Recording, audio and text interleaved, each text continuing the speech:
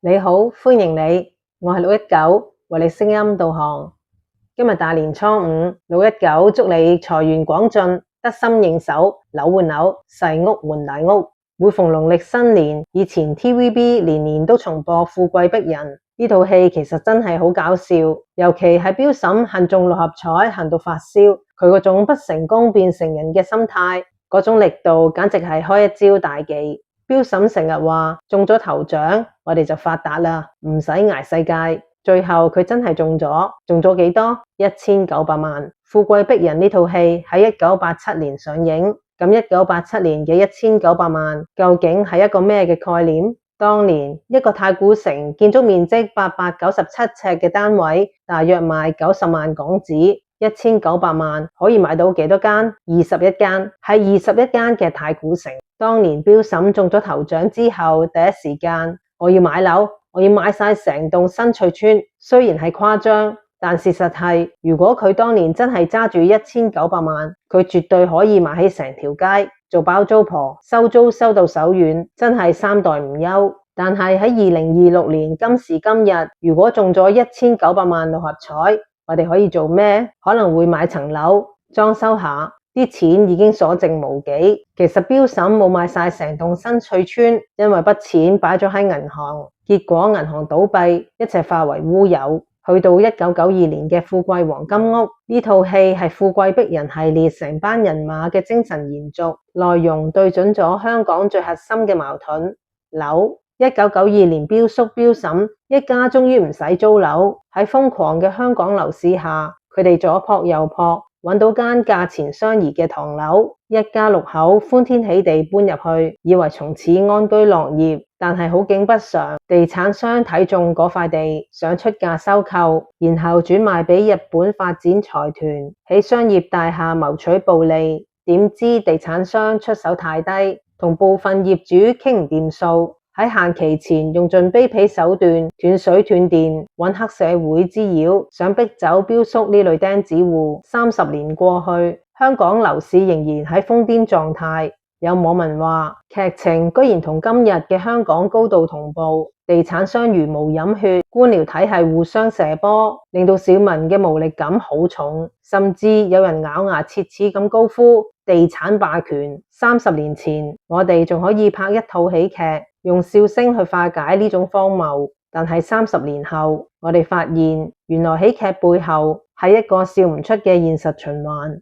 一齊睇下一組令人絕望嘅數據，由1988年到2023年，香港物價通脹升咗204%，聽落好似好多，但同期嘅樓價指數係足足升咗957.7%，接近10倍，即係話樓價升幅係通脹嘅5倍，遠遠拋離人工嘅增長。呢種唔對稱嘅掠奪，就係小市民無力感嘅真正來源。當努力工作已經追唔上生活成本，或者發夢中金多寶就變成唯一嘅出路。仲有一個好有趣嘅現象，有財經分析指出，樓市嘅自相關性極高。咩係自相關性？簡單嚟講，即係越升越有人買，越有人買就越升。股市會大上大落，但樓市由2004年到2021年，足足升咗17年，中間只有極短暫嘅回調。呢個現象製造咗一個咩嘅社會心理？就係遲買會更貴，再唔買就一世上唔到車。呢種恐慌亦係地產商可以予取予求，甚至茹毛飲血嘅最大籌碼。呢種心理將上車由一個生活目標變成咗一場全民恐慌。我哋再用返太古城做例子。1987年富貴逼人上映嗰陣，90萬就買到一間大單位。去到1992年富貴黃金屋，短短5年，同一個單位已經升到大約345萬，5年升咗差唔多4倍。再跳到2016年，呢個單位已經值1100萬。去到今時今日2026年，雖然話樓市回落咗啲，但太古城呢類單位閒閒地依然要過千萬。呢個數字話俾我哋知啲乜？話俾我哋知，標嬸如果喺1987年真係用嗰1900萬買咗21間太古城，咩都唔做，揸到今日，呢批物業嘅總值隨時接近3億，甚至更多。但喺戲入面嘅標嬸中咗獎，冇買樓，啲錢化為烏有。現實中嘅香港人好多連中獎嘅機會都冇，只可以擘大對眼睇住樓價由90萬變成幾百萬，再變成過千萬，由想買樓變成唔敢諗買樓。有財經評論甚至用咗一個詞語，柳運即命運，係咩意思？即係一個人嘅財富累積，好多時唔係取決於你有幾努力，而係取決於你出世喺咩年代，夠唔夠膽或者夠唔夠運，就喺嗰個窗口期買咗樓。換句話講，只要你喺1985年或者2004年前後買咗樓，你嘅資產就會隨住個大浪自動增值。相反，如果你錯過咗呢個時機，或者你而家先至20歲出頭，面對而家升到天咁高嘅樓價，就算你點努力，你嘅收入都好難追上首期。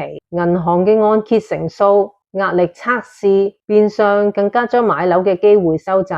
講到底，我哋冇辦法改變大環境，冇辦法令樓價返到去30年前，但係我哋可以諗一諗，究竟我哋追求嘅係一間冰冷冷嘅黃金屋，定係一個真正可以俾到我哋溫暖歸屬感嘅家？由富貴逼人到富貴黃金屋，由1987年到2026年，香港嘅樓市好似坐火箭咁。我哋可能係戲入面嘅標嬸，成日發住一個發達夢，又或者我哋係標叔，為咗頭家，就算幾荒謬嘅環境都要撐落去。標叔話：一家人齊齊整整、平平安安就係另一種富貴。富貴逼人，其實提醒咗我哋，瘋狂嘅背後，人與人之間嘅情，先至係最保值嘅資產。如果你鍾意我為你聲音導航，歡迎你留言、讚好、訂閱、分享。我係619，多謝你。